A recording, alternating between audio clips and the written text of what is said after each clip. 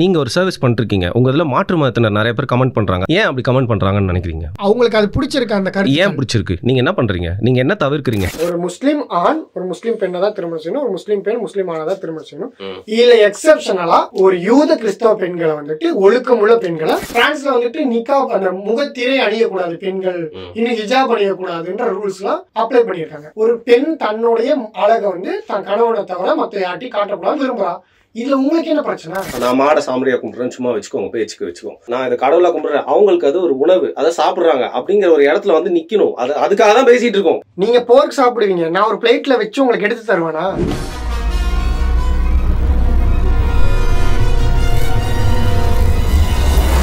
வருண் டாக்ஸில் இன்று அகமது அலியுடன் இணைந்திருக்கிறேன். மீண்டும் நாங்கள் 2 பேரும் வந்து பார்த்தீங்கன்னா பேசி வச்சுட்டு என்ன பேச போகிறோம்லாம் பேசுறதுல தலைப்பு வந்து இங்கே தான் வந்து அவர்கிட்ட சொல்லுவேன். அவர் வந்து ஒரு மனசில் பட்டதை வந்து பேசுவார். இன்றைக்கி நான் எடுத்துருக்கக்கூடிய தலைப்பு என்ன அப்படின்னு பார்த்தீங்கன்னா, நான் வந்து அகமத் கூட உட்காந்து பேச ஆரம்பித்ததுக்கு அப்புறம் எனக்கு நிறையா பேர் வந்து சொல்லிகிட்டே இருந்த ஒரு வார்த்தை வந்து, ப்ரோ எக்ஸ் முஸ்லீம் இன்டர்வியூ எடுங்க, ப்ரோ எக்ஸ் முஸ்லீம் சேனல் பாருங்க அப்படி சொன்னாங்க.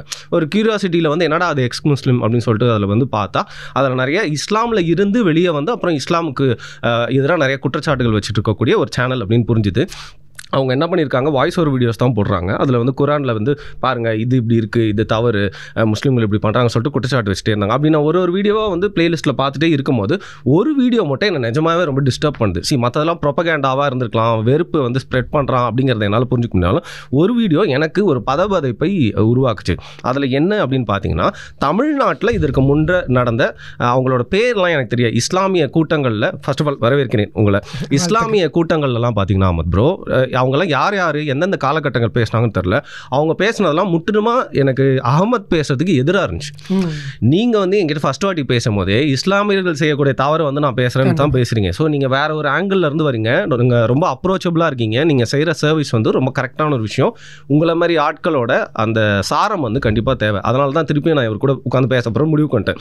ரொம்ப மொரடா இல்லை நான் சொல்கிறது மட்டும்தான் கரெக்டுன்னு பேசக்கூடிய ஆட்கள் கிட்ட நம்ம கிட்டே போகிறதில்ல. இவங்கெல்லாம் எப்படி பேசினாங்கன்னு பார்த்தீங்கன்னா, எல்லாருமே இஸ்லாம் வந்து பீஸ் மார்க்கம், எல்லாமே அமைதி மார்க்கம் சொல்கிறாங்க. அதெல்லாம் இல்லை, இங்கே கத்தி எடுத்து இந்த மார்க்கத்தை வந்து வளர்ப்போம். நான் வேணால் ப்ரூஃப்லாம் கூட காட்டுறேன். அவங்க பேசினது எல்லாமே வந்து பார்த்தீங்கன்னா, சீக்கிரம் இங்கே வந்து பாரு நாங்கள் என்ன புரட்சியை பண்ண போகிறோம், அது அமைதிக்கு பங்கம் விளைவிக்கும் விதமாக வந்து அவங்க ரொம்ப ஒரு பயஸ் இஸ்லாமிக் அப்படின்னு சொல்லுவாங்க, ஒரு எக்ஸ்ட்ரீம் இஸ்லாம் வந்து அவங்க வந்து ஸ்ப்ரெட் பண்ணோம்னு சொல்லிட்டு ஹேட் ஸ்பீச்சை வந்து அவங்க வந்து கொடுத்துட்டு இருந்தாங்க. இந்த மாதிரி வீடியோஸ் எல்லாம் எனக்கு பார்த்தா என்ன ஆகுது அப்படின்னா, ஒரு மாற்று மதம் அப்படின்றத விட்டுருங்க, ஜென்ரலி அடே இங்கே எவ்வளோ அமைதி பூங்காவாக இருக்குது, ஏன்டா இங்கே வந்து இந்த பிரச்சனையெல்லாம் கொண்டு வந்துட்டுருக்கீங்க அப்படின்னு எந்த மதத்தை சார்ந்தவங்க பேசினாலும் எனக்கு தோணிருக்கும்.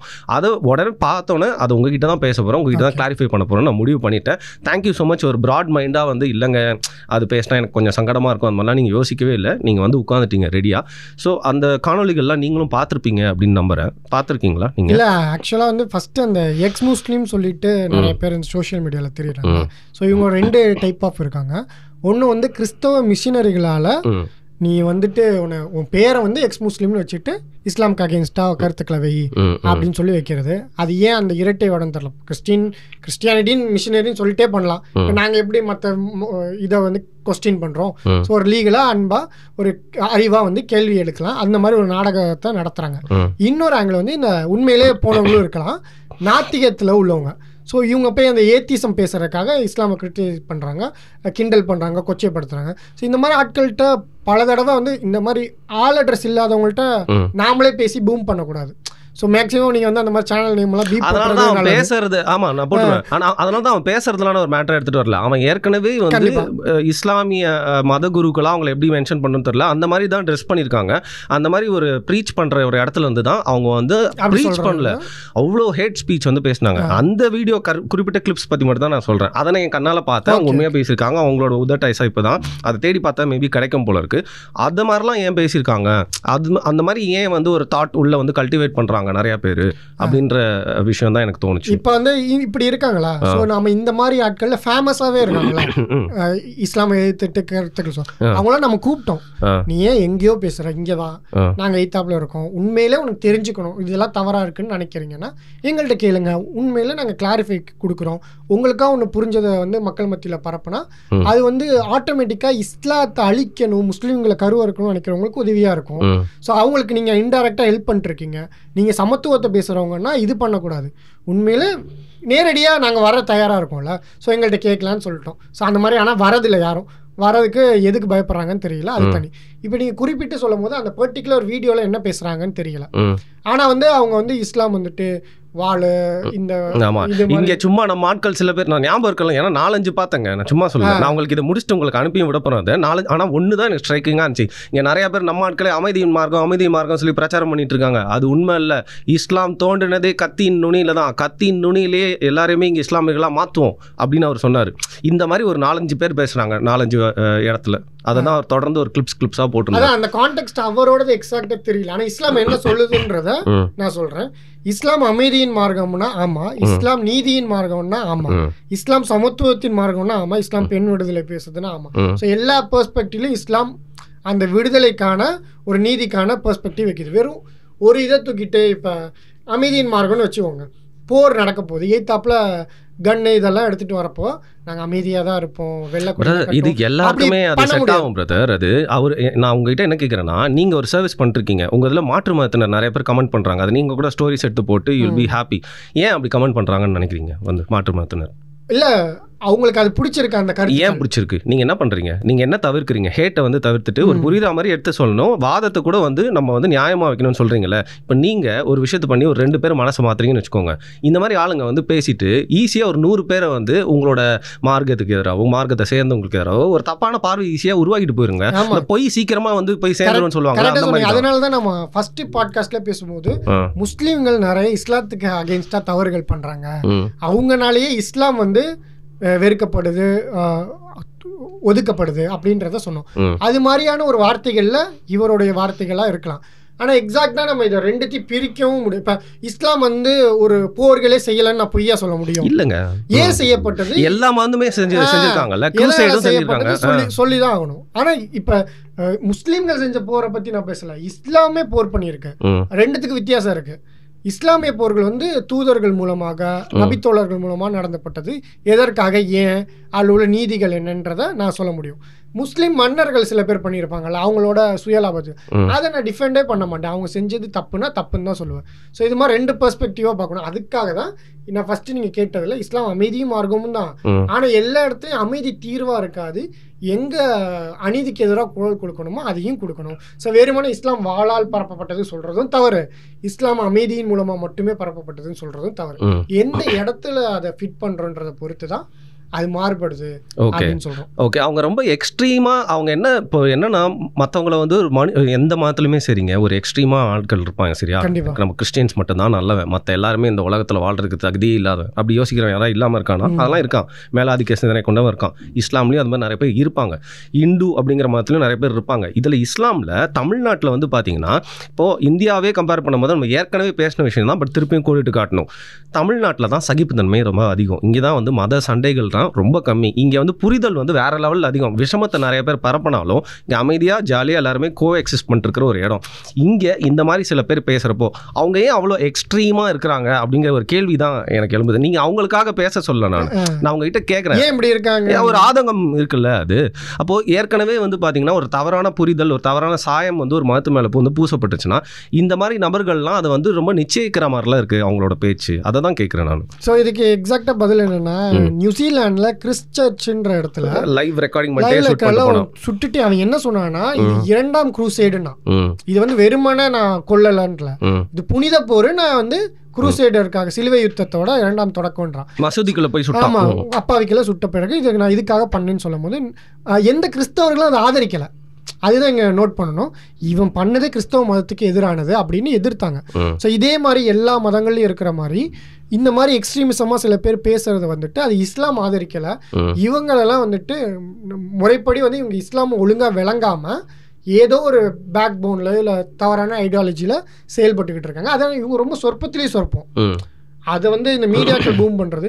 உங்க ரியல் லைஃப்ல எத்தனை முஸ்லீம்களை எப்படி நீங்க பாத்துருக்கீங்க? நான் அந்த மாதிரி ரொம்ப கம்மியாக தான் பார்த்துருக்கேன். என்கிட்ட நிறைய பேர் வாதம் பண்ணியிருக்காங்க, ரொம்ப ஸ்ட்ராங்காகவே பேசுவாங்க, பட் என் கூட மற்ற நேரத்தில் சாதாரணமாக தான் பழகுவாங்க. அவங்க என்கிட்ட வித்தியாசம்லாம் காட்டுவாங்க. இந்த எக்ஸ்ட்ரீமிஸ்ட் வந்து எல்லா மதங்களையும் இருக்கிற மாதிரி இஸ்லாத்துலேயும் இருக்கிறாங்க. அவங்கள வந்து சரியா ஒரு கைடன்ஸ் கொடுத்து கரெக்ட் பண்ணும், இல்லை தவறான நடவடிக்கையில் ஈடுபட்டால் அவங்களுக்கான சரியான தண்டனைகளும் கொடுக்கப்படணும். அதுதான் இங்கே சொல்ல முடியும். அவங்களை திரும்ப என்ன சொல்லுவோம்னா, நம்ம நான் முஸ்லீம்கிட்ட சொல்கிறோம்ல, போய் குர்ஆன் ஹதீஸ் படித்து தெரிஞ்சுக்கணும், இவங்கள்கிட்டே அதை தான் சொல்லணும். ஒழுங்காக போய் நபிகள் நாயகம் என்ன சொன்னாங்க, எப்படி வாழ்ந்தாங்க, குர்ஆன் என்ன சொல்லுது, யார் ஒரு மனிதரை அநியாயமாக கொலை செய்வாரோ ஒரு ஒட்டுமொத்த மனித சமுதாயத்தையும் கொலை செய்தவர் போன்றவர் ஆவார் அப்படின்னு இஸ்லாம் சொல்லுது. ஸோ குர்ஆன் வந்து பேசிக்காகவே நீங்கள் யாரையுமே ஒருத்தனை கொண்டுட்டாலே நீ ஹோல் ஹியூமனிட்டியே காலி பண்ணிட்டேன்னு அர்த்தம். அவங்கள கொலை செய்கிறதுக்குன்னு ஒரு நியாயமான காரணிகள் இருக்கணும். அதை ஒரு அரசாங்கம் பண்ணணும், அது ஒரு குற்ற செயலுக்கான தண்டனைகளாக இருக்கணும், அது ஒரு அரசாங்கம் இன்னொரு அரசாங்கத்து மேலே போரிடுறதுக்கான சூழல்களாக இப்படி வந்து ரெஸ்ட்ரிக்ஷன் கொடுக்குது. ரோட்டில் போகிற இவனா பார்த்துக்கிட்டு இவனா போய் இதை பண்ணுறேன்றப்ப அது ஒரு சட்ட ஒழுங்கையும் கெடுக்கும். இவங்களும் நாளைக்கு மறுமையில் இறைவன் முன்னாடியும் தண்டிக்கப்படுவாங்க அப்படின்னு இஸ்லாம் சொல்லுது. ஓகே, ஸ்பிரிச்சுவலாகவும் நீங்கள் அது வந்து ஒரு தவறான விஷயம் அப்படின்னு சொல்லி அது எப்படி பாசிபிளாக இருக்கும்? அது மாதிரி ஒரு ரிலிஜனை யாராவது நேசிப்பாங்களா?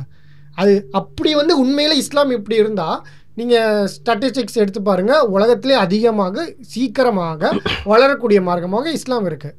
ஸோ இப்படி இருந்தால் வளரவே வளராது முதல்ல. ஸோ இது வந்து சில மிஸ்கைடஸ் பர்சன் வந்து பண்ணுறாங்க. ஓகே, பட் கண்டிப்பாக ஒரு ஸ்ட்ரக்சரலாக வந்து பார்த்தீங்கன்னா ரொம்ப கனெக்டடாக இருக்கிறது வந்து இஸ்லாம் மார்க்கம். அதை கூடிய இருக்க மசூதிகளாக இருக்கட்டும், அங்கே வந்து போகிறவங்களா இருக்கட்டும். ஸோ இந்த மாதிரி வந்து யாராவது தவறாக பேசுகிறாங்க அப்படின்னா இஸ்லாம் மார்க்கத்தில் இருக்கக்கூடிய பெரியவர்கள் எல்லாருமே சேர்ந்து ஒரு இன்ஸ்டிடியூஷனாக அதை வந்து எதிர்க்கிறாங்களா, அவங்க அட்வைஸ் பண்ணுறாங்களா, அதெல்லாம் நடந்துட்டு இருக்கா? ஏன்னா நல்லதெல்லாம் கண்ணுக்கு தெரியாதுல, அதனால தான் கேட்குறேன். இப்படி பேசினா நீங்கள் லீகலாகவே நடமாட முடியாது. உங்களுக்கு புரியுதா? புரியுது. அப்போ அவங்க இன்ஸ்டிடியூஷனில் இப்படி பேசுகிறவங்களை எப்படி விடுவாங்க? ஒருத்தர் மேடை ஏறி சும்மா உளறிட்டாருனாலும் அவர் ஆக்ஷன் தான் எடுக்க பார்ப்பாங்க. அப்படி ரன் ஆகுறதே ஒரு இந்த டெமோக்ராட்டிக் கண்ட்ரியில வந்து பாசிபிள் இல்லாத ஒரு விஷயம். வேணா ஒரு ஹிடன் அஜெண்டாவா வேணா மூவ் ஆகலாம். வெளிப்படையா இப்படி பேசிட்டு வெட்டுவோம் குத்துவோம்லாம் யாருனாலுமே எந்த சித்தாந்தம் பேசுறவங்கனாலையும் செயல்பட முடியாது. ஓகே, இப்போ ரீசெண்டாக ஒரு சம்பவம் ஒன்று நடந்துச்சு. கரண்ட் அஃபேர்ஸை பற்றி பேசி ஆக வேண்டிய சூழ்நிலை இருக்குது. ஒருத்தன் வந்து போதை மருந்து விற்று மாட்டிக்கிட்டான் அப்படின்னா அவன் பீட்டராக இருந்தானா அது கண்டுக்கப்படுறதில்ல. நான் ரொம்ப நல்லவனாலாம் பேசல, இந்த ஊரில் இன்றைக்கி இருக்கிற ஒரு நிலைமையை வந்து சொல்கிறேன், சரியா? ஒரு ஸ்டீரியோ டைப் இருக்குது. அவன் வந்து இந்துவாக இருந்தானா அந்த இந்துலாம் வந்து தெரியாது, அவன் வந்து போதைப் பொருள் கடத்துருவேன். ஆனால் இப்போ ரீசெண்டாக ஒருத்தர் வந்து பார்த்தீங்கன்னா ஒரு ட்ரக் கிங் பின்னாக வந்து மாட்டுறாரு. அவரை சுற்றி நிறைய நெட்ஒர்க்ஸ்லாம் இருக்குன்னு சொல்கிறாங்க. விசாரணை நடந்துட்டுருக்கு, அதோட முடிவுக்கு நம்ம போக தேவையில்லை. ஆனால் எல்லாரோட தாக்குதலும் டேரெக்டாக எங்கே இருந்துச்சு அப்படின்னு பார்த்தீங்களா, அவங்க மார்க்கம் வந்து இதை தான் வந்து சொல்லிச்சா, போதைப் பொருள் தான் விற்க சொல்லிச்சா அப்படிங்கிற கேள்விகள் வந்து உடனே கேட்கறதுக்கு விரல்கள்லாம் வந்து காத்துக்கிட்டு இருக்கு இல்லையா? ஸோ அந்த மாதிரி ஒரு பார்வை வர்றப்போ, ஸோ இஸ்லாமியர்களா இல்லை நீங்கள் உங்களை மாதிரி வந்து இஸ்லாமிய யூடியூப்பில் பேசிகிட்டு இருக்க நபர்லாம் வந்து அதை எப்படி ஹேண்டில் பண்ணீங்க, அதை எப்படி நீங்கள் வந்து பார்த்தீங்க? முதல்ல எப்பவுமே ரெண்டு பெர்ஸ்பெக்டிவாக தான் பேசுவோம். அப்படி அவங்களை கேட்காதீங்கன்னு நான் சொல்லவே மாட்டேன். உண்மையிலேயே ஆமாம், இஸ்லாம்ன்ற ஒரு புனிதமான வேதத்தை வச்சுக்கிட்டு எப்படி ஒரு இஸ்லாமியர் இப்படி பண்ண முடியும்? அப்போ மார்க்கம் இதை தான் சொல்லி தந்துச்சான்னு ஆக்சுவலாக ஒரு ஸ்கூலில் படிக்கிற ஒரு ஸ்டூடெண்ட்டு அவன் வந்து கஞ்சா அடிச்சுட்டு சுற்றிட்டு இருந்தான், அவன் ஸ்கூலில் தான் சொல்லி தந்தாங்களா, கேட்க தானே செய்வாங்க. ஸோ அந்த கேள்வியை தவறுன்னு சொல்ல முடியாது. ஆனால் அந்த கேள்விக்குள்ளே இன்னும் ஆழமாக போங்க, அந்த ஸ்கூல் அப்படி சொல்லித்தரல, அதையும் சேர்த்து சொல்கிறோம். இந்த பர்டிகுலர் ஸ்டூடெண்ட் வந்து ஒரு தவறான ஸ்டூடெண்ட்டாக இருக்காரு. ஏன்னா அந்த ஸ்கூல் சிலபஸில் என்ன சொல்லப்பட்டிருக்கு, யார் மது அருந்துறாங்களோ, அதை பருக கொடுக்குறாங்களோ, அதுக்கு வந்து அந்த அந்த மதுவை சுமந்துக்கிட்டு வராங்களோ, அதை வந்துட்டு விற்கிறதுக்கு உதவி செய்யறவங்களும் இவங்க எல்லாரும் பாவத்துல சமம்.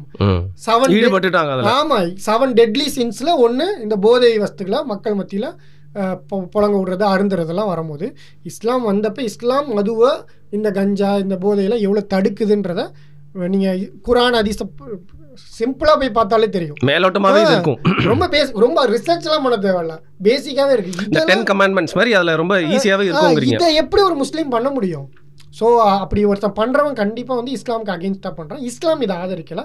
அவங்களுக்கு எந்த அளவுக்கு எக்ஸ்ட்ரீமாக தண்டனை கொடுக்க முடியுமோ முதல்ல கொடுங்க, உண்மையிலேயே தவறு செய்து இருந்தால் அப்படின்றதா சொன்னாங்க. ஓகே, இந்த ராபின்ஹுட் ஸ்டோரி வந்து எப்போவுமே எல்லா கல்ச்சர்லேயும் ஒன்று இருக்கும். இது மதம் தாண்டி நான் கேட்குறேன். அவர் வந்து திருடங்கள் கிட்ட இருந்தால், பெரிய பணக்காரர்கிட்ட இருந்தால் திருடி ஏழைகள் கொடுத்துட்டாரு அப்படின்னு சொல்லிட்டு, அந்த மாதிரி வந்து இந்த மாதிரி தொழில் மூலியமாக ஈட்டக்கூடிய அந்த மணியாக இருக்கட்டும், அந்த சொத்தாக இருக்கட்டும், அதை வந்து நான் வந்து தானம் கொடுத்துட்டேன், ஏழைகள் கொடுத்துட்டேன், இல்லை என்னோட மார்க்கத்தின் உதவிக்காக கொடுத்தேன் அப்படின்னு சொல்லி நியாயப்படுத்த பார்த்தா அது எப்படிங்க, அதை எப்படிங்க பார்க்கலாம்? அது சரியா இல்லை தவறா? இப்போ பாருங்க, இஸ்லாம் வந்துட்டு என்ன மாதிரி சொல்லுன்னா, பேங்க்ல அக்கௌண்ட் வச்சிருக்கோம்ல, ஸோ இஸ்லாமியர்கள் மட்டும் அதில் ஒரு வட்டியை எடுக்க மாட்டாங்க.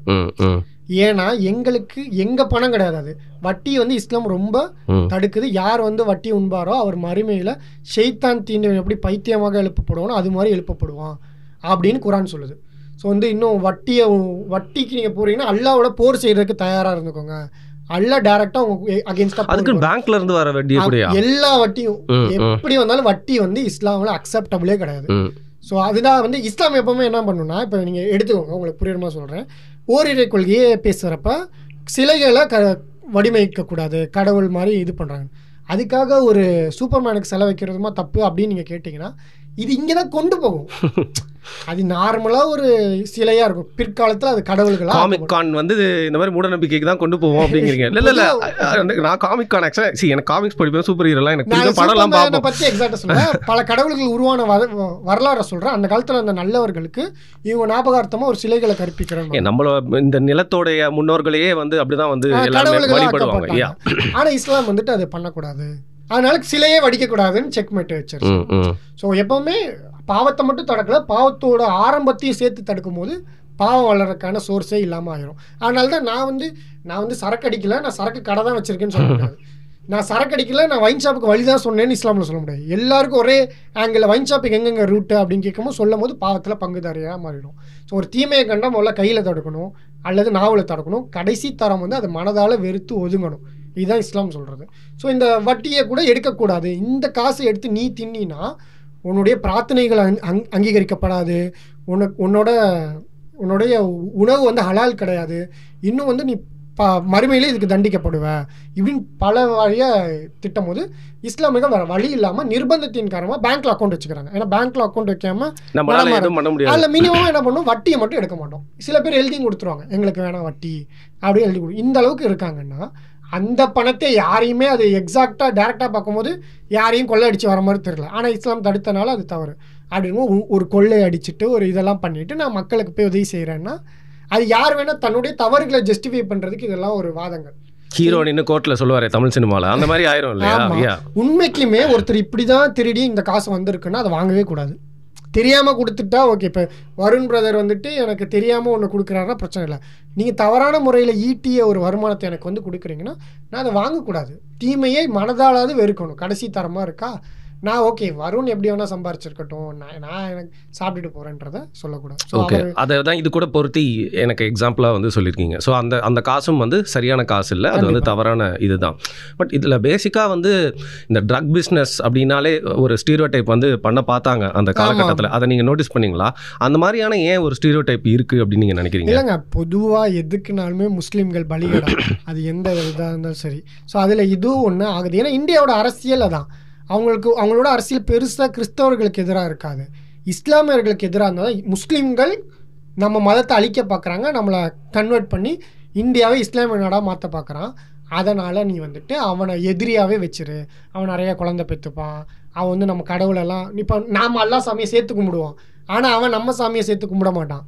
நீ வந்து ஒரு பலகாரம் கொடுத்தா அவன் சாப்பிட மாட்டான். இப்படி ஒரு பெருசாக ஒரு பூமுலாம் பண்ணிவிட்டு அவங்களை எதிரிகளாக வச்சுருந்தா தான் இவங்களுக்கு வந்து அரசியல் கேம் அப்படிங்கிறீங்க. ஆமாம், ஒரு வில்லன் இருந்தால் தான் ஹீரோவே. வில்லனே இல்லைன்னா ஹீரோ கதையே கிடையாது. ஸோ வில்லனாக ஆக்கப்படுறாங்க. அதில் இதுவும் ஒரு இதுக்கு இவங்களும் பலிகடை ஆகுறாங்க. நான் வெறுமனை தப்பே செய்யாமல் இதில் போய் விழுக வாய்ப்பு இருக்கா? அப்போ வந்து ஏன் இந்த மாதிரி தப்பும் செய்கிறீங்கன்னு நான் சேர்த்து கேட்பேன். அதுவும் நீ செஞ்சுருக்கக்கூடாது. இவங்க அதை பூமும் பண்ணுறாங்க, எக்ஸாஜரேட் பண்ணுறாங்க. ஸோ ஒரு தவறு கூட இஸ்லாமிய சமூகத்தில் இருக்கக்கூடாது. ஏன்னா அதுக்கு எதிராக வந்த மார்க்கம் தான் இது. ஸோ அங்கே இருந்துகிட்டே வந்துட்டு எப்படி கெட்ட பேரை சம்பாரிச்சு கொடுக்குறாங்க இந்த மாதிரி சில பேர். ஸோ அதெல்லாம் ரெண்டு சைடுமே எதிர்க்கும். உங்களை ப்ரெஸ் பண்ணுவாங்களா? என்ன நீ சும்மா வந்து போயிட்டு நம்ம நியாயம் பேசுகிறேன்னு சொல்லி நம்ம ஆளுங்க சப்போர்ட்டாகவே பேச மாட்டேற, சும்மா நீ இது மாதிரிலாம் பேசக்கூடாது இல்லை சொல்லுவாங்களா? கேட்குறவங்க சில பேர் இருப்பாங்க அது மாதிரியும். நீ எப்படி போய் முஸ்லீம்களை விட்டு கொடுக்கலாம், நம்ம ரூம்குள்ளே பேசிக்கலாம்ல அப்படின்னு சொல்லிட்டு இருப்பான். ரூம்குள்ளே பேசலாம் எப்போ தெரியுமா? ஒரு 2 பேர் நம்ம கண் முன்னாடி பண்ணிட்டு இருக்கேன், நாங்கள் ரூமுக்குள்ளே பேசி அவனை திருத்திக்கும். சமுதாயத்தில் பாதி பேர் வேற இஸ்லாம் சொன்னது ஒரு மாதிரியும் இவங்க வாழ்றது ஒரு மாதிரி இருக்கும்போது நான் எந்த ரூமுக்குள்ள உட்காந்து பேசிக்கிட்டு இருக்கிறது? ஸோ ரூமே வெளியே தான், இந்த உலகமே ரூமாக மாறிடுச்சு. ஸோ அவங்க சொல்கிறது அக்செப்டபிள் கிடையாது. ஓகே, ஸோ அவங்க அதான் சொல்கிறல. ஸோ இந்த இன்டைரக்ட் ப்ரெஷர் வரும் ரொம்ப இருக்காது. கமெண்ட் செக்ஷன் வழியாக வரும் 2-3 பேர், அப்படி தான். ஓவர் ப்ரெஷர் இது வரைக்கும் இல்லை. ஆதரவு கரெக்டாக நீங்கள் கரெக்டாக சொன்னீங்க. இஸ்லாம் சொன்னதை எங்களுக்கு எது வந்து நபிகள் நாயகத்தையும் அல்லாவையும் நாங்கள் மக்கள் நேசிக்க வைக்கணும்னா அவங்க சொன்னதை பண்ணாதானே பண்ண முடியும். நீயா அவனை கிளப்பி விடாத, நீ ஒன்று பண்ணி அவங்கள வெறுக்க வச்சுக்கிட்டு இருக்கியா? அப்போ அவங்க வெறுக்கிறதுக்கு காரணமே நீ தான். என்ன இஸ்லாம் சொல்லுதுன்னா, பிற மத கடவுள்களை ஏசாதீர்கள். நீங்கள் அவங்களை ஏசுறதுக்கு காரணமாக அவங்க அறியாமையின் காரணமாக அல்லாவை ஏசுவாங்க. அல்லாவை திட்டுறதுக்கு காரணமே முதல்ல நீ தான். நீ அவங்க சாமியை திட்டினால தானே அவன் அல்லாவை திட்டுறான். ஸோ அந்த ஸ்டார்டிங் பாயிண்ட்டாக நம்ம இருக்கக்கூடாது எப்போவுமே. உங்கள் தந்தையை திட்டாதீங்க, பிறரோட தந்தையை, ஏன்னா அவன் உன் தந்தையை திட்டும். ஸோ இந்த மாதிரி ஒரு ஸ்டார்டிங் லூப் போல கொடுக்கக்கூடாது இஸ்லாமில். ஸோ அது மாதிரி இந்த சின்ன சின்ன தவறுகளும் பாப்புலேஷன் தான் பெரிய தவறு. ஆனால் மெஜாரிட்டி ரீதியாக இவங்க கம்மியாக இருந்தாலும் அதை பண்ணக்கூடாது. Okay okay. இந்த வீடியோவில் நிறைய ஃபுல்லாமே நெகட்டிவிட்டி தான் ப்ரோ. அந்த மாதிரி விஷயங்கள் தான் நான் பேச கேள்வியாக வச்சுருக்கேன். ஸோ நீங்கள் தவறாக எடுத்துக்காதீங்க. ராயப்பேட்டாவில் வந்து என்ன ஆகுதுன்னு பார்த்தீங்கன்னா, யூடியூப்பில் வந்து இஸ்லாம் சம்மந்தப்பட்ட பிரச்சாரங்கள்லாம் பண்ணிட்டு இருக்க ஒரு நபர் என்ன பண்ணியிருக்காருன்னா, அவர் தனியாக ஒரு மீட்டிங்ஸ் வந்து வச்சுருக்காரு. அங்கே நிறையா பேரை வந்து வந்திருக்காங்க. சீக்ரெட்டாகவே நடந்திருக்கு அந்த மீட்டிங்ஸு. அந்த மீட்டிங்ஸில் வந்து ரொம்ப பெயர் சொல்லப்பட்ட ரொம்ப ஒரு எல்லாருக்கும் பிரபலமாக தெரிஞ்ச ஒரு தீவிரவாத அமைப்புக்கு ஆள் சேர்க்கிற மாதிரியான விஷயங்கள் வந்து நடந்திருக்கு. அவங்கள கூப்பிட்டு பிரெயின் வாஷ் பண்ணியிருக்காரு. இந்த மாதிரி ஆள் சேர்த்து வந்து இது எப்படியோ வந்து நம்மளோட உளவுத்துறைக்கு தெரிஞ்சு அது போயிட்டு அவங்கள வந்து கைது பண்ணிட்டாங்க. 2 பேரை அரெஸ்ட் பண்ணியிருக்காங்க. இதுக்கு முன்னாடி யாரெல்லாம் இருக்கா இந்த மாதிரிலாம் அவங்க வந்து பார்த்திங்கன்னா யூடியூப்பில் இதெல்லாம் வந்து செஞ்சுட்டு இருக்காங்க அப்படின்னு சொல்லிட்டு. ஸோ சென்னை ராயப்பேட்டாவில் நான் வந்து பிரியாணி சாப்பிட போவேன். என் ஃப்ரெண்ட்ஸ் யாராக இருந்தாங்கன்னா பார்க்க போவேன். எல்லாருக்குமே வந்து சாதாரணமாக தெரியுற ஒரு இடம். பட் இந்த செய்தி கேட்டால் எப்படி இருக்குது அப்படின்னா, உங்களை மாதிரி வந்து ஓப்பனாக ஃபேஸை காட்டி இதுதாங்க இல்லை இதில் சமரசமே பண்ணிக்க மாட்டேன் அப்படின்னு பேசுகிறவங்க மேலேயும் ஒரு சந்தேக பார்வையை உண்டாக்குறது தான் அந்த செய்தி வந்து எனக்கு காதில் வந்து அப்படி தான் ஒழிச்சுது. அப்படி தானே எடுத்துப்பாங்க. விஷயம் தெரியாதவனாக இருந்தால் அப்படி தானே உடனே யோசிப்பான். எல்லார் மேலேயும் ஒரு சந்தேக பார்வை தானே வரும் அப்படின்னு சொல்லிட்டு. இந்த மாதிரி செய்திகள்லாம் வரும்போது இந்த நிகழ்வுகள்லாம் பார்க்குறப்போ உங்களுக்கு இந்தியாவில் வாழக்கூடிய ஒரு முஸ்லீமாக என்ன தோணும்? இந்த ஒரு பிரச்சனையை நீங்கள் எப்படி ஹேண்டில் பண்ணுவீங்க? முதல்ல அந்த குறிப்பிட்ட சம்பவம் வந்துட்டு குற்றம் நிரூபிக்கப்பட்டு என்ன ஏதுன்ற இந்த செய்தி நீங்க பாத்தீங்களா? நீங்க எல்லாருமே பார்த்திருப்பாங்க. அது என்ன ஏதுன்னே தெரியாது. வெறுமனா அவங்க நான் நல்லவங்களும் சொல்ல மாட்டேன், அவங்க கெட்டவங்களும் இந்த வெறும் நியூஸை வச்சு எப்படி சொல்ல முடியும்? ஸோ இதில் வந்துட்டு எக்ஸாக்டாக தீர்ப்பு வரட்டும், அது வரைக்கும் மௌனம் காப்போன்றதா சிறந்தது. ஓகே, நீங்கள் லீகலி கரெக்டாக இருக்கணுன்றதுக்காக அப்படி பேசுகிறீங்களா? இல்லை, அது என்னன்ற செய்தி உள்ள தெரிப்பாங்க. சம்மந்தப்பட்ட நபர்கள் வந்து ரொம்ப நல்லவங்க, இவங்க தவறான குற்றச்சாட்டு போடுறாங்கன்றதுக்கு எனக்கு எவிடன்ஸ் இருந்தால் அதுக்கு எதிராக பேசலாம். சரி, சம்மந்தப்பட்டவங்க கெட்டவங்க தான் அதுக்கு, ஆனால் இவங்க செஞ்ச ஆக்ஷன் கரெக்ட் தான் எவிடன்ஸ் இருந்தாலும் கரெக்டாக பேசலாம். வெறுமனே இவங்க வந்து ஒரு 4 பேர் சேர்ந்து இந்த ரூமில் பேசிகிட்டு இருந்தாங்க அப்படின்றத மட்டும்தான் வைக்கிறாங்க. இன்னும் குறிப்பிட்ட அவங்க சொல்கிற அந்த அமைப்பு இருக்குல்ல, அது வந்து லண்டனு இன்னும் மற்ற நாளில் லீகலாக இருக்கிற அமைப்பு. ஓகே, அந்த அமைப்பு வந்து ஆயுதம் தாங்காமல் இஸ்லாமிய ஆட்சியை பற்றி பேசக்கூடிய அமைப்பு. அதாவது போர் மூலமா இல்லாமல் பிரச்சாரத்து மூலமா வைக்கிறோம். சில நாடுகள்ல அது தடை செய்யப்பட்ட அமைப்பும் கூட. இந்தியாவில் அது வந்து இன்னும் தடை செய்யப்படலாம், இனிமே தடை செய்யப்படலாம். ஸோ இதுக்கு வந்து எக்ஸாக்டாக நம்ம அதை பற்றின ஒரு கிளியர் விஷயம் கொடுக்க முடியல. சரி, நான் ஏன் அதை கேட்டேன்னா உங்ககிட்ட தான் கேட்க முடியும். ப்ளஸ் நீங்கள் வரும்போது தான் அதை பற்றி என்னால் பேச முடியும். தனியாக உட்காந்து நான் அதை பற்றி வந்து பேச போகிறதில்ல. ப்ளஸ் இவ்வளோ பேக்ரவுண்ட் ஸ்டோரிஸ் இருக்கணும். நீங்கள் அதை பற்றி ஏதோ படிச்சிருக்கீங்க என்னோட கொஞ்சம் எக்ஸ்ட்ராவா, அதனால் நான் கேட்டு வந்து நம்ம நியூஸை நம்பிட முடியாது. கண்டிப்பாக நியூஸை மட்டுமே நம்புற அளவுக்கு. ஆமாம். ஆனால் இப்போ இந்த மாதிரிலாம் வந்து ஒரு வேளை நடந்துச்சு அப்படின்னாலும் அது வந்து ஒரு தவறான விஷயம் தான் இல்லையா? ஸோ உண்மையிலேயே அவங்க தவறு செஞ்சுருந்தா கண்டிப்பாக தண்டிக்கப்பட வேண்டியவர்கள். ஆனால் தவறு செய்யாமல் அப்பாவிகளாக இருந்தாங்கன்னா அவங்களுக்கு ஒரு அப்பாவி தண்டிக்கப்படக்கூடாது அப்படின்றத நம்ம ஃபேக்கா ஒரு கேஸை ஃப்ரேம் பண்ணியிருந்தாங்கன்னா இதை விட்டுருங்க. இதை பற்றின எக்ஸாக்ட் தெரியல. ஆனால் வரலாறுல எத்தனையோ ஃபேக் கேசஸ் முஸ்லீம்கள் மீது இந்த மாதிரி பண்ணியிருக்காங்களா? எக்கச்சக்கமாக போடப்பட்டிருக்கு. இந்த மாதிரி தீவிரவாத அமைப்பு கால் சேர்த்தாங்க, அந்த மாதிரி மீட்டிங்ஸ் நடத்துனாங்க, இதே குற்றச்சாட்டு வச்சு. முஸ்லீம்னாலே தீவிரவாதி தான். நாளைக்கு ஏன் மேலேயும் நீங்கள் பார்ப்பீங்க. எந்த வகையில் வேணால் இது நடக்க முடியும் தான். ஆனால் என்ன எவிடன்ஸ்? இப்போ நீங்கள் உங்களுக்கு சொல்ல மறந்துட்டேன். நீங்கள் ஒரு தடவை வந்து இந்த மதங்கள் நடக்கிற மூட நம்பிக்கை டாக்டர் ஜாக்கிர் நாய்க்கோட ஃபோட்டோ வந்து அதில் வச்சுருந்தீங்க. அப்போ இன்னொரு இன்டர்வியூவில் பிரதர் பாரி கூட பேசும்போது கூட அவர் இந்தியாவில் தேடப்படும் குற்றவாளி அதனால தான் வச்சு, ஆனால் லீ பிரதர் சொன்னார் நான் மாற்றிக்கிட்டேன் அப்படின்னு சொன்னீங்க. எக்ஸாக்டாக டாக்டர் ஜாக்கிர் மாற்றுறதுக்கு எத்தனை பேர் மெயில் போட்டு மிரட்டினாங்க தெரியுமா? ஆமாம், எக்ஸாக்டாக டாக்டர் ஜாக்கிர் நாய்க்கோட கேஸ் எடுத்துக்கோங்க. இது எனக்கு தெளிவாக தெரியும், அதனால சொல்கிறேன். பங்களாதேஷில் ஒரு நபர் தீவிரவாத செயலில் ஈடுபட்டுட்டான். வெடி உண்டை இதை வச்சுட்டு, நீ யாருனாலடா வச்சேன்னா நான் டாக்டர் ஜாக்கிர் நாய்க் மூலமாக இன்ஃப்ளூயன்ஸ் ஆனேன், அவரோட ஸ்பீச்சுகளை பார்த்ததுனால வச்சேன்னு ஒரு வடிவேல் காமெடி மாதிரி அண்ணன் சொன்னதுனால தான் செஞ்சாங்க மாதிரி. ஓகே, இப்போ என்ன அடுத்து பண்ணணும்? உண்மையிலே அப்படி சொல்லியிருந்தாருன்னா தண்டிக்கப்படணும்.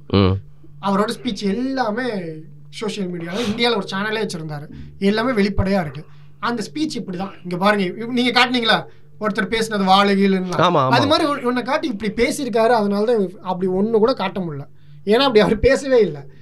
என்ன ஆச்சுன்னா டாக்டர் ஜாக்கிர் நாய்க் வந்து மதங்களோட ஒப்பீடு செய்யும் போது இந்து மத வேதங்கள்ல கிறிஸ்தவ மத வேதங்கள்லேயே ஒரே இறைவனை தான் வணங்கணும், நபிகள் நாயகத்தை பற்றி முன்னறிவிப்பு இருக்கு, நாமெல்லாம் இந்த இதெல்லாம் சொல்லும்போது நிறைய பேர் எக்கச்சக்கணக்கான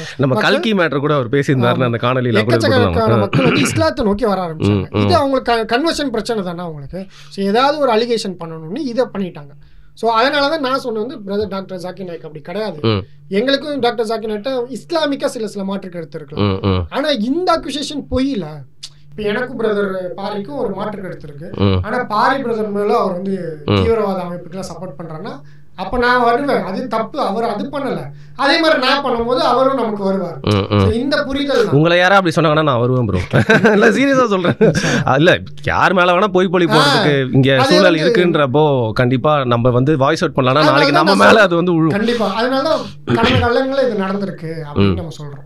ஓகே ஃபைன். இப்போ இன்டர்நேஷ்னல் மேட்டர் பற்றி ஒன்று பேசுவோம். ஸோ என்னை பொறுத்த வரைக்கும் என்னோட அறிவு கேட்டினபடி பார்த்தோன்னா இந்திய முஸ்லீம்கள் வந்து சகிப்புத்தன்மை ரொம்ப அதிகம். ஏன்னா இது யூனிட்டி அண்ட் டைவர்சிட்டின்ற அந்த கண்ட்ரியில் ரொம்ப நாளாக வாழ்ந்து அந்த பழக்கம் நம்மளுக்கு இன்பில்ட்டாகவே வந்துருச்சு. சின்ன வயசில் பிறக்கிறது ஸ்கூல் படிக்கும் போதே நிறையா பார்த்து வந்து வித்தியாசமானவங்க இருப்பாங்க நம்மளை சுற்றி, நம்மளும் அவங்க கணக்கு வித்தியாசமானவங்க தான், நம்மளாம் ஒன்றா சேர்ந்து வாழணும்னு. இதில் ரொம்ப அதிகமாக சகிப்புத்தன்மை தமிழ் முஸ்லீம்களுக்கு இருக்கிறதா நான் வந்து பார்க்குறேன்.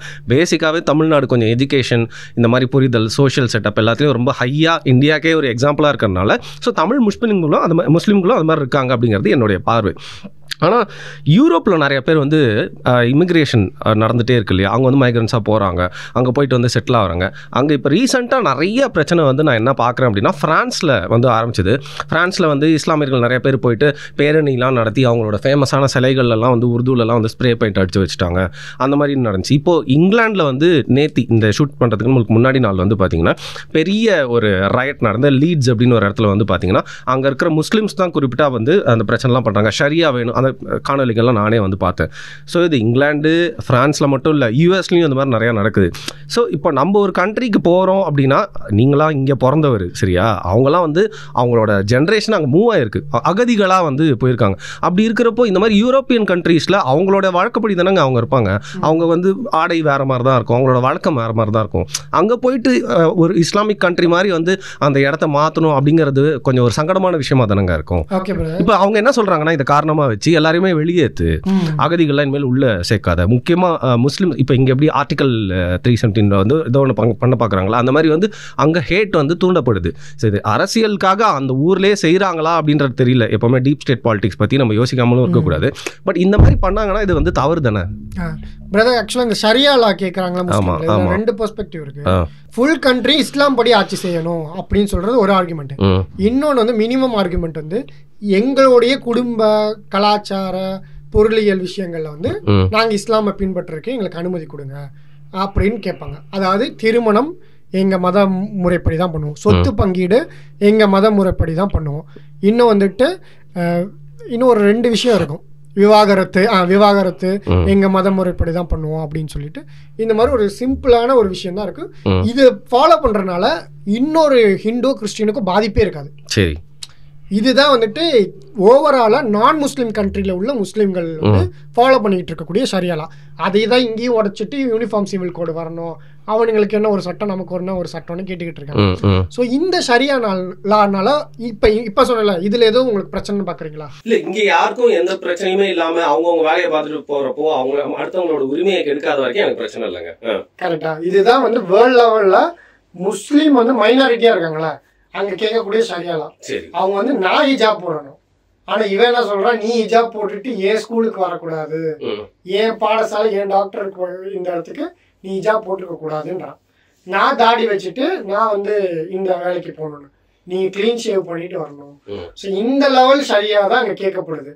அந்த ஆட்சிக்கு வந்து எல்லாருக்கும் அப்ளை பண்ற ஷரியா இருக்குல்ல, அது வந்து மெஜாரிட்டி முஸ்லீமா இருந்தா தான் முதல்ல பாசிபிள். ஒண்ணு, ஆல்ரெடி மெஜாரிட்டி முஸ்லீமா இருக்கிற இடத்துல எங்கேயுமே 100% ஷரியாவே ஃபாலோ பண்ண. அதுதான் நான் ஆல்ரெடி சொன்னேன், இஸ்லாமிய நாடுமே இல்ல அப்படின்னீங்க. முஸ்லீம் கண்ட்ரில இஸ்லாமிக் நாடாவே இல்ல. முதல்ல நீ ஒண்ணு நல்லா பண்ணி ஒரு அழகான ஒரு இதை காட்டணும், பாரு அந்த நாடு மாதிரி எங்க நாடை மாத்தி மக்கள் கேட்கணும் முழுமையாக. வெறும் ஒரு குற்றவியல் சட்டம் மட்டும் இல்ல, முழுமையாக காட்டணும். நபிகள் நாயகம் அவங்களோட சகாபாக்கள் அப்படி காட்டினாங்க. நாங்க சொல்றோம், நீங்க காட்டல, இங்க இருக்க முஸ்லீம் நாடுகளை காட்டல. அப்ப மற்ற நாட்டுல போய் சரியா வந்து கொண்டு வான்னு சொல்றது ஒரு இல்லாஜிக்கல் ஆர்குமெண்ட். ஒரு குற்றச்சாட்டு எப்பவுமே என்ன சொல்லுவாங்கன்னா, முஸ்லிமா இல்லாதவர்கள் வந்து இவங்க பெரும்பான்மையா இருந்தா சிறுபான்மையினர் வந்து அடக்கிடுவாங்க, சிறுபான்மையினரா இருந்தா கிளர்ச்சி பண்ணிக்கிட்டே இருப்பாங்க எந்த நாடா இருந்தாலும், அதுதான் அவங்களோட ஸ்ட்ராட்டஜி அப்படிங்கிற மாதிரி ஒரு கூட்டு இருக்கு இல்லையா. சோ யூரோப்ல நீங்க யோசிச்சு பாருங்களேன், அந்த வெள்ளக்காரன் இருப்பான், அவன் மைக்ரன்ஸ் எல்லாம் வந்துட்டே இருப்பாங்க. சரி, ஏதோ பிராட் மைண்ட்ல கூட ஏத்திட்டான், கல்ச்சுரல் என்ரிச்மெண்ட்டுக்காக ஏத்திட்டான்னு கூட வச்சுக்கோங்க.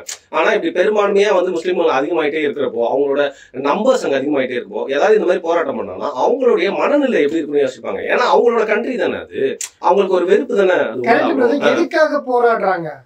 தான் புர்கா போடணும், தான் தாடி வைக்கணும், தான் வந்து தான் மதம் சொன்னபடி திருமணம் செஞ்சுக்கணும், தான் மதம் சொன்னபடி சொத்து உரிமை பிரிக்கணும். யூகேல அதுக்கெல்லாம் தடை இருக்க மாதிரி தெரியும். எல்லா நாடுலயும் வருது யூனிஃபார்ம் சிவில் கோட வந்துட்டு. எல்லா நாடுகளும் மதத்துக்கு ஒரு சட்டம் கிடையாது, மதம் தனி சட்டம் தனி. எங்களோட சட்டத்தின் அடிப்படையில் தான் ஒரு திருமண முறை இருக்கணும், சொத்து பங்கீடு இருக்கணும், இந்த ஹிஜாப் போடக்கூடாது, தாடி வைக்கக்கூடாது, இந்த ரெஸ்ட்ரிக்ஷன்லாம் எல்லாம் கொண்டு வரும். இதுதான் பிரச்சனை. எப்படி ஒரு மைனாரிட்டி வந்து முழுமையாக இஸ்லாம் அப்ளை பண்ண ஒரு நான் முஸ்லீம் கேட்க முடியும்? அது பாசிபிளி கரெக்ட் கிடையாதுல்ல. அவனுக்கு குரான் என்ன சொல்லியிருக்குன்னு தெரியாது, ஹதீஸ் என்ன சொல்லியிருக்குன்னு தெரியாது.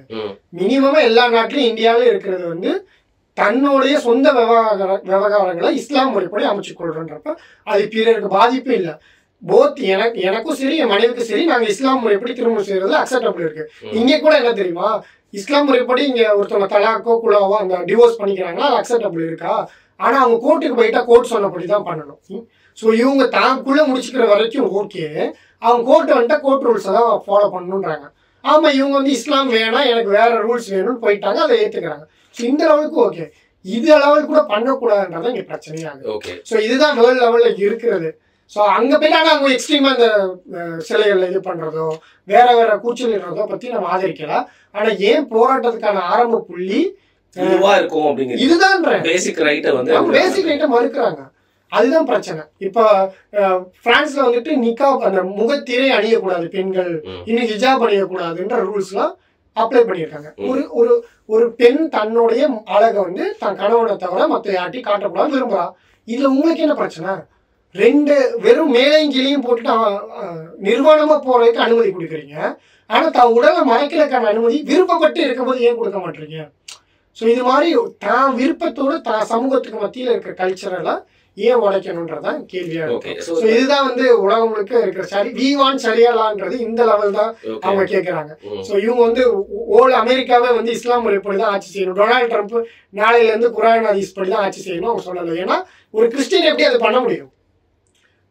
லாஜிக்கா பார்த்தா முழுமையான ஒரு நாடு முழுக்க இஸ்லாமியர்களாக ஆன பிறகு முழுக்க இஸ்லாமியர்கள் பெரும்பான்மை இஸ்லாமியர்கள்ன்றப்ப அப்ப இஸ்லாமா ஆட்சி கொண்டு வரலாம். ஆனா அங்க கூட நீங்க ஆல்ரெடி கொண்டு வரலன்றதான் என்னுடைய குற்றச்சாட்டு. மேக்சிமம் முஸ்லீம் இருக்கிற நாடுலயே நீங்க இஸ்லாம கரெக்டா அப்ளை பண்ணாம வெஸ்டர்ன் ஐடியாஸையும் வெஸ்டர்ன் எஜுகேஷனையும் வெஸ்டர்ன் சட்டங்களை தான் அப்ளை பண்ணிட்டு இருக்கீங்க. ஓகே, இப்போ பொதுவா இந்த மாதிரி வந்து ஐரோப்பிய நாடுகள் இல்ல யூஎஸ்க்கு எல்லாம் போறவங்க எல்லாம் யாரா இருக்காங்கன்னு பாத்தீங்கன்னா தங்களோட நாடுகள்ல ஒரு உள்நாட்டு போர் அங்க இருந்து தப்பிச்சு வந்து இன்னொரு நாட்டுக்கு வந்து போறாங்க. அப்படி போறப்போ ஒரு செகண்ட் ஜெனரேஷனா வரப்போ சரி நம்ம இந்த கண்ட்ரில இடம் கொடுத்தோம், ஆனா இவங்க ரொம்ப வரம்பு மீறி போறாங்கன்ற ஒரு பார்வை இருக்கிறதுனாலதான் அந்த ஹேட் வந்து ரொம்ப ஸ்ப்ரெட் ஆகுது அப்படின்னு எனக்கு தோணுது. ஆனா இன்னொரு சைடு வந்து பேசிக் ரைட்ஸ் கேட்கறது ஹேட் ஆகுதுன்னா அது யார் மேல தவறுன்னு நீங்க தான் வேற கேட்டா நானே சொல்லுவேன். மைனாரிட்டியான்ட்டு எப்படி நீ இஸ்லாமிக் காலிஃபேட்டை கேட்க முடியும்? மெஜாரிட்டி ஆகணும், மைனாரிட்டிக்கு மற்ற மெஜாரிட்டிக்கு புரிய வைக்கணும், உண்மைக்குமே இது சரியா இருக்குன்னு அவங்க ஏத்துக்க போறாங்க. மைனாரிட்டியான்ட்டு எல்லா ஏன் சட்டம் தான் நீங்க எல்லாரும் ஃபாலோ பண்ணணும்ன்றது ஒரு எப்பவுமே அது பாசிபிள் இல்லாத பாசிபிளே இல்லைன்ற அடக்குமுறையெல்லாம் தாண்டி நடக்காது. எனக்குமே இந்த மாதிரியான பிரச்சனைகள் தான் அதுல பாதிக்க இவங்க தான் படுவாங்க. அது ரொம்ப எக்ஸ்ட்ரீம் ஆச்சுன்னா இந்த மைனாரிட்டிகள் அழிக்கப்படுவாங்க. சோ இதுதான் நடக்கும். அது இல்ல அப்படி யாரும் பண்ணலன்றதான் இப்ப உள்ள நிலைமை. ஓகே, ஆனா இப்படி வந்து டெமோக்ராட்டிக் ரீதியா போராடுறாங்க, அவங்க எல்லாரும் தனக்கான ரைட்ஸை தான் கேட்கறாங்க. ஓகே, சோ கடைசியா ஒரு விஷயம் இந்த காணொலியை முடிக்கிறதுக்கு முன்னாடி இப்போ எப்படி ஆயிடுச்சுன்னா நான் முடிஞ்ச அளவுக்கு நம்ம ஒரு விஷயம் பேசணும் அப்படின்னு சொல்லி யோசிப்பேங்க. ஆனா நானும் இந்த ட்ரெண்டு கூட போற மாதிரி இந்த யூடியூப் வாழ்க்கை வந்து கேவலமா அந்த மாதிரி கூட்டு போயிடுது. நானும் அந்த மாதிரி ஒரு கேவலமா டாபிக் ட்ரெண்டுக்கு ஏற்ற மாதிரி வீடியோ போடுற ஆளா சில நேரத்துல இருந்திருக்கேன், ஒத்துக்கிறேன். ஆனா இப்போ காசாவை பத்தி எல்லாருமே ஆல் ஐஸ் ஆன் ராஃபா அந்த மாதிரிலாம் ட்ரெண்ட் ஆயிட்டு இருந்துச்சு, காசாவை பத்தி பேசிட்டே இருந்தாங்க. இப்போ பாத்தீங்கன்னா இஸ்லாமியர்கள் மத்தியிலயும் அதை பத்தி பேசுறது அதை பத்தின காணொலிகள் போடுறது ரொம்ப கம்மியாயிருச்சு. ரொம்ப சீசனலான ஒரு பிரச்சனை மாதிரி மாத்தி இப்போ நம்ம பேசிட்டு இருக்கும் போதே ஏன்னா இப்போ அப்படின்னு ஒன்று நடந்துட்டு இருக்காங்க. அது ஏங்க ஒரு சென்சேஷனலைஸ் பண்ணாதான் அதை பத்தி எல்லாம் பேசுறாங்க. ஆனா ரொம்ப கொடூரமான விஷயம் தொடர்ந்து நடந்துட்டே இருக்கும்போது ஏன் நம்ம காதுகள் இருந்தும் கண்ணுல இருந்தும் அந்த விஷயம் விடுபட்டு போச்சு? நீங்க அதை கூர்ந்து கவனிச்சிட்டு இருக்கீங்களா? இப்ப என்ன நடந்துட்டு இருக்கு சொல்லுங்க. வருத்தத்துக்குரிய விஷயம் தான் அது. நீங்க சொன்ன மாதிரி சீசனலா தான் எல்லா பேச்சுகளுமே பேசப்படுது. அது மட்டும் இல்ல, இந்த குற்றச்சாட்டு ஏமால இருந்து தான் ஆரம்பிக்கிறேன் நான். எல்லாரையும் நானும் ஒத்துக்கிறேன். ஏன் அப்படி நடக்குது? அது ஏன்னா ஒரு கட்டத்துக்கு மேல ஒன்னும் பண்ண முடியாதுன்றதானே அங்க ஃப்ரஸ்ட்ரேஷன். பேசிட்டோம், கதறிட்டோம், இதெல்லாம் பண்ணிட்டோம். ஆட்சியாளர்கள் போய் அவங்க போய் கூட்டணி வைக்கிறாங்க, முஸ்லீம் நாடுகள் போய் அவங்க இஸ்ரேலுக்கு ஹெல்ப் பண்ணிட்டு இருக்காங்கன்றப்ப அதுக்கு மேலே எல்லாம் பேசின பிறகு என்ன பண்ணுங்க, அப்பப்பதான் இது பேச வேண்டியதாக இருக்கு. அதை தொடர்ந்து பேசணும். ஆனால் ஒரு ஒரு ஒரு ரூலிங் பார்ட்டி தான் இதுக்கு எதிராக ஆக்ஷனே எடுக்க முடியும். மக்கள் கடைசி வரைக்கும் பேச தான் முடியும். இன்னும் இந்தியாவில் இருக்கிற சுதந்திரம் கூட முஸ்லீம் நாடுகளில் கிடையாது. நீங்க அங்க போய் ஒரு பாலஸ்தீன் கொடிய ஃப்ரீ பாலஸ்தீன் சொல்லி நீங்க எந்த முஸ்லீம் சவுதியை கூட எடுத்துக்கோங்க. ஸோ அங்க வந்து பண்ண முடியாது, அவங்க உங்க மேல கேஸ் போட்டுருவாங்க. இன்னும் வந்துட்டு அவங்களுக்காக பேசுங்க போராடுங்கன்னு ஆட்சியாளர் கேட்க முடியாது, அதுக்கும் சிறை தண்டனை தான். ஆமா. ஸோ இந்த லெவலுக்கு ஒரு ஒரு முஸ்லீம் ஸ்காலரை போய் ஆட்சியாளர்கிட்ட இப்படி பேசுங்க அவங்களுக்கு ஹெல்ப் பண்ணுங்கன்னா அந்த முஸ்லீம் ஸ்காலரை தூக்கி ஜெயில போட்டுருவாங்க. ஸோ இதுதான் நிலைமையா இருக்கு. நமக்கு இங்க இருக்கிற சுதந்திரம், இந்த பேச்சு சுதந்திரம் கூட முஸ்லீம் நாடுகள்ல இல்லை. இந்த இப்போ நம்ம பேசிட்டு இருக்கும் போது இஸ்ரேல் என்ன நடந்துட்டு இருக்கு, நீங்க கடைசியா அதை பத்தி என்ன படிச்சீங்க, ஏதாவது வந்து கேள்விப்பட்டீங்களா? ஸோ ஆக்சுவலா நான் அக்டோபர் 7க்கு அப்புறம் அவங்க தெரிஞ்சுதான் விட்டுருப்பாங்க. ஹமாஸ் வந்து இந்த மாதிரி தாக்குதல் நடத்தப்படுதுன்னு மொசாடுக்கு தெரியாம இருக்காது. ஏன்னா மொசாடு எல்லா லெவலையும் இன்டெலிஜென்ஸ் சொல்லுது. ஆனா ஹமாஸ் அந்த பாலஸ்தீன் அடிக்கிறதுக்கு ஒரு ஸ்ட்ராங்கான காரணம் தேவை. அதுக்கு ஹமாஸ் அடிக்கிறத விட்டுட்டு இதை ஒரு காரணியா காட்டி இன அழிப்பு தரமட்டமா பண்ணிக்கிட்டு இருக்காங்க. ஸோ என் டைம்ஸ்ல வந்துட்டு இங்க பெரிய பிரச்சனை நடக்கும்போது கிட்டத்தட்ட நாமளும் அதை என்ன பார்க்கணும்னா இது ஒரு இறுதி நாளை நோக்கி தான் போய்கிட்டு இருக்கு. ஸோ ஜீசஸோட செகண்ட் கம்மிங் வந்து கூடிய சீக்கிரம் இருக்குன்றதா நாங்க நம்புறோம். ஓகே. ஸோ இன அழிப்பு அப்படிங்கிற வார்த்தையை நம்ம பயன்படுத்துறோம் அப்படின்னா அது இன அழிப்புன்றது எல்லாருமே புரிஞ்சுக்கணும் அப்படிங்கறதுனாலதான் அது வந்து நிறைய பேர் வந்து அங்க ஏதோ சண்டைப்பா, அங்க ஏதோ ஒரு குட்டி பிரச்சனையாப்பா அப்படிங்கிற மாதிரி தான் வந்து பாத்துட்டு இருக்காங்க. சரி, இப்போ இன்னொரு விஷயம் வந்து நம்ம ஏற்கனவே பேசணும்னு போன காணொலியிலேயே பேசி வச்சிருந்தோம், மறந்துட்டோம். அதுங்க இன்டர் ரிலீஜன் மேரேஜ், அதை பத்தி என்ன பேசணும்னு நினைக்கிறீங்க நீங்க? இன்டர் ரிலீஜன்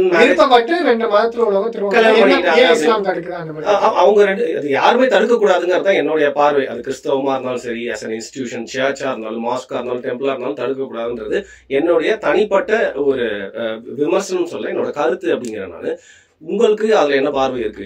இப்ப நம்மளோட இண்டிவிஜுவல் பார்வைன்னு ஒண்ணு வைக்கும் போது எதுலையுமே மதம் சார்ந்த விஷயங்களை வைக்க முடியாது. திருக்குறள் என்ன சொல்லுதுன்னா, இணை வைக்கக்கூடிய இறைவனுக்கு இணை வைக்கக்கூடிய பெண்கள் வந்துட்டு எவ்வளவு அழகா இருந்தாலும் எவ்வளவு பணக்காரங்களா இருந்தாலும் அவங்க திருமணம் செய்யாதீங்க ஒருபோதும். அவங்க ஓரிரை கோட்பாட்டுக்குள்ள வந்தாதான் திருமணம் செய்யணும். ஒரு பிளாங்க் செக்கை வச்சிருச்சு.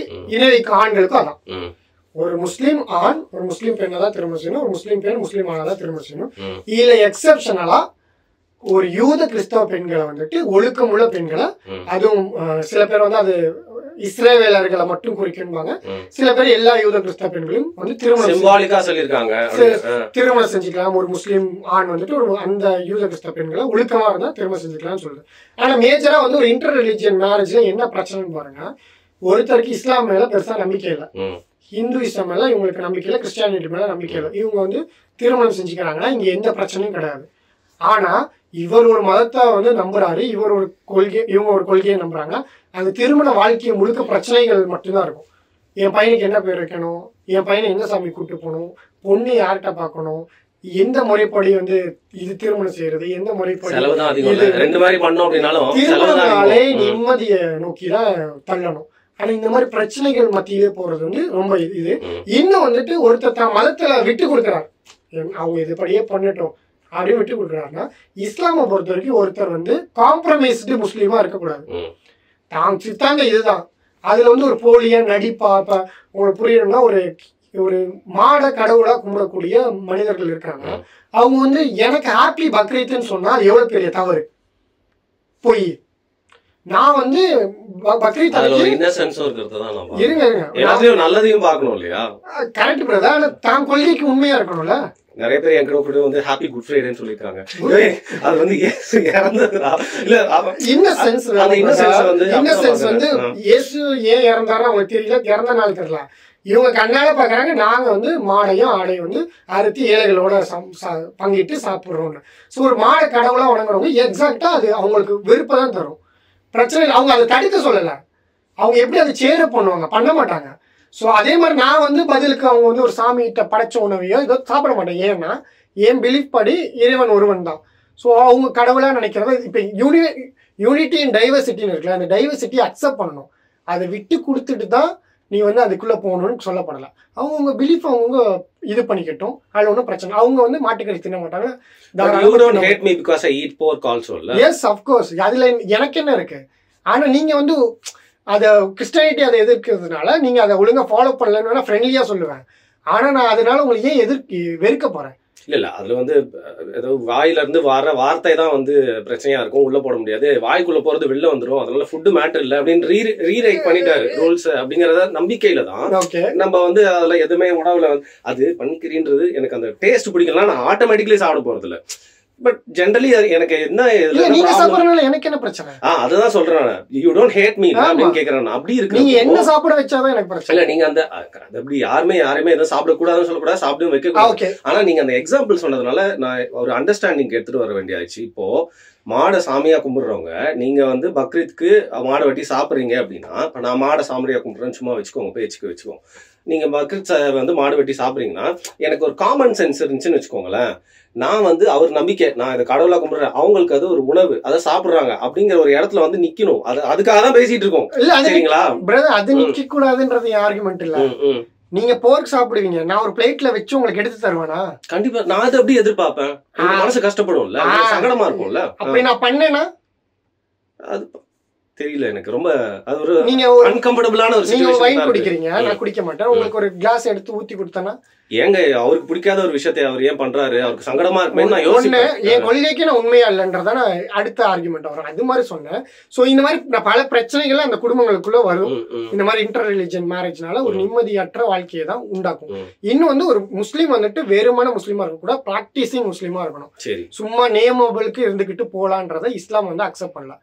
சோ லேட்டரா பாத்தீங்கன்னா ஒரு பொலிட்டிக்கல் ஸ்ட்ரக்சர் மாதிரி யோசிங்க.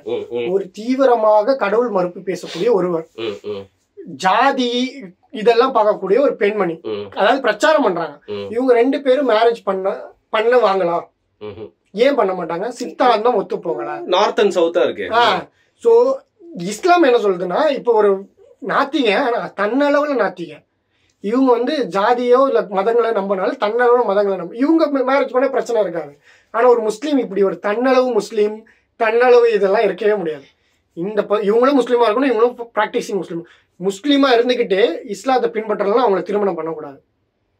ஸோ இந்த அளவுக்கு இருக்கும்போது ஒரு திமுகவும் பாஜகவும் கூட்டணி இப்ப வச்சா எவ்வளவு எப்படி ஏண்டா காலங்காலமா அவனை காலங்காலமா எதிர்த்துட்டு இருந்தா, அந்த பாசிச எதிர்த்து பேசிட்டு இருந்தா, இப்ப போய் வைக்கிறீங்கன்னா அப்ப நடிப்பு தானே. ஸோ இஸ்லாம் வந்துட்டு ஓரிரு கொள்கையை தான் தொடர்ந்து சொல்லிட்டு இருக்கு. அப்புறம் வந்து பல கடவுள் கொள்கையை வணங்குறவங்களை மத்தியில போய் திருமணம் செய்துன்னா அப்ப அந்த பிரச்சாகர் எல்லா முஸ்லீமே பிரச்சாகரா இருக்கணும், ஃபாலோ பண்ணணும், அதை ப்ரீச் பண்ணணும், அதுபடி நடக்கணும்.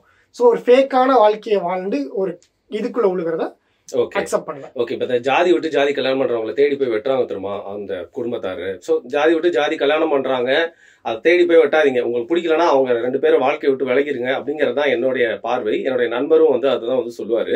அதே மாதிரி இந்த விஷயத்துல ஒரு ரெண்டு இண்டிவிஜுவல்ஸ், ஒரு முஸ்லீம் பொண்ணோ இல்ல ஒரு முஸ்லீம் பையன் கூட வச்சுக்கலாம், இவங்க போயிட்டு மாட்டு நம்பிக்கைகளை கல்யாணம் பண்ணிட்டு ரெண்டு அடல்ட்ஸ் கல்யாணம் பண்ணிட்டு போயிட்டாங்கன்னா அவங்கள போய் பர்சீவ் பண்றது, அவங்கள போயிட்டு மிரட்டுறது, அதெல்லாம் வந்து தப்பு தானே?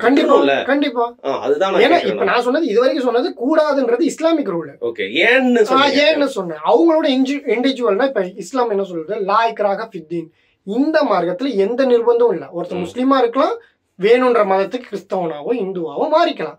அவன் இந்த வேர்ல்ட்லி லைஃப்ல எதை வேணா தேர்ந்தெடுத்துக்கலாம். எங்களோட பிலீஃப் என்ன, ஹியர் ஆஃப்டர்ல நாளைக்கு ஜட்மெண்ட் டேல அதுக்கான கொஸ்டின் எழுப்பப்படும், இதுதான் நம்பிக்கை. ஸோ இங்கேயே நீ மாறக்கூடாதுன்னா அப்புறம் என்னது இது? அப்ப நிர்பந்திச்சு ஒரு இதை பிடிக்காத ஒரு இதுல வைக்க முடியாது. அதே மாதிரிதான் இஸ்லாமிக் ரூல்ஸ், ஒரு முஸ்லீம் இன்னொரு முஸ்லீமை தான் திருமணம் செய்யணும். எப்படி ஒரு பிஜேபியும் ஒரு டிஎம்கேயும் சித்தாந்த ரீதியா கூட்டணி வைக்க முடியாது. இப்ப நாளைக்கு வச்சாலும் வச்சிருவாங்க. ஆனா பொதுவா ஒரு பெரியாரமும் ஒரு பாசிசமும் சேராதுன்றாங்களோ, இஸ்லாம் எல்லா இடத்துலயும் இதே மாதிரிதான் இருக்கு. சேராது, நடிப்பு வாழ்க்கைக்கு ஒத்து வராது. விருப்பப்பட்டு இவங்க ஒண்ணு இஸ்லாத்தை எடுத்துக்கணும், இல்லாட்டி இவங்க விருப்பப்பட்டு அந்த மதத்துக்கு மாறிட்டு போய்க்கணும். இதுதான் இஸ்லாமிக் ரூல். நீங்க சொன்ன மாதிரி ஒருத்தங்க பண்ணிட்டு போயிட்டாங்க, அவங்க எந்த வகையிலும் டிஸ்டர்ப் பண்ணக்கூடாது. அவங்களோட வாழ்க்கையே தேடிட்டு போயிட்டாங்க. சோ இதுல நீ யாரு இடையில வந்துட்டு அவங்கள வந்து வெட்டுவேன்றது குத்துவேன்றது இல்ல மிரட்டுறது இல்ல சாபம் விடுறது அந்த அளவுக்கு கூட வச்சு கூடாதுல்ல? கண்டிப்பா கூடாது. எந்த விதத்துலயும் ஒருத்தன் முஸ்லீமா இருந்து மாறி போயிட்டான், நாத்திகனாவோ இந்துவாவோ, அவனே இது பண்ணக்கூடாது. ஆர்குமெண்ட் வேணா எப்படி சரி எப்படி தப்புன்னு இப்ப நம்ம பேசுறோம்ல இது மாதிரி பேசணும் அவ்வளவுதான். இந்த ஆக்ஷன்ல இறங்குறதெல்லாம் எப்பவுமே அது வந்து எக்ஸ்ட்ரீமிசம்ல தான் போய் முடியும். Okay fine. இது வந்து ஆக்சுவலா வந்து சேர்ல உட்காந்து பேசல, கத்தி மேல உட்காந்து பேசுன மாதிரி இருக்கு இந்த பாட்காஸ்ட் அப்படிங்கறத எனக்கு தோணுச்சு. ஏன்னா நம்ம வந்து ஒரு விஷயம் சொல்றோம்னா யாரோட சென்டிமெண்ட்ஸையும் வந்து பாதிச்சிடக்கூடாது. அதுக்காக சும்மா வந்து ஒன் சைடடாவும் பேசிட்டு இருக்க கூடாது. ஜெனியூனா நம்ம ஹார்ட்ல இந்த மைக் இல்லைனாலும் நம்ம எப்படி பேசியிருப்போமோ அப்படிதான் பேசியிருக்கோம் நான் நம்புறேன். இது யாரோட மனசாவது புண்பட்டு இருந்தா நீங்க திருப்பி இந்த வீடியோ பாருங்க. புண்படுற மாதிரி நாங்க வந்து உட்காந்து we are trying to make an understanding between each other. மிக்க நன்றி லீப்ரோ. திருப்பி நம்ம இவ்வளவு பெரிய இடைவெளி இல்லாம சீக்கிரமா சந்திக்கணும் அப்படின்னு எல்லாம் வல்ல இறைவனை நான் கேட்டுக்கிறேன். நன்றி. ரொம்ப சந்தோஷம் வருண் டாக்ஸ்ல இந்த மாதிரி வாய்ப்பு கொடுத்ததுக்கு. வாய்ப்புலாம் இல்ல, நீங்க எப்போ நீங்க ஃப்ரீயா இருந்தாலும் சொல்லுங்க, நம்ம பேசுவோம். ஏன்னா பேசுறதுக்கு அவ்வளவு விஷயம் இருக்கு. இப்ப கூட நம்ம வந்து ஐயோ நேரம் ரொம்ப அதிகமா போயிருச்சு அப்படின்னு சொல்லிட்டு தான் வீடியோ முடிச்சிருக்கோம். பேசணும்னா நம்ம பேசிட்டு போயிட்டே இருப்போம். திரும்பவும் நம்ம கண்டிப்பா சந்திப்போம். கண்டிப்பா. நன்றி.